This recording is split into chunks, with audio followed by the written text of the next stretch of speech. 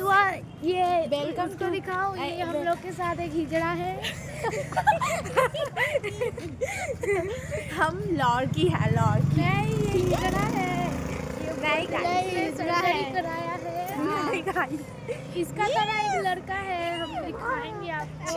वो अभी नहीं है, वो घूम रही है। আমি কোন দিক থেকে হিজড়া দেখতে পাচ্ছিস তোরা? সব দিক আমি হিজড়া তো গাইস আজকের প্রপোজ ডে, আমরা তিনজন একা একা পড়তে থেকে ঘরে যাচ্ছি, কেউ একজন আমাকে তো সালে এরা হিজড়া বানিয়ে দিল, আমাকে আর কেউ প্রপোজও করবে না।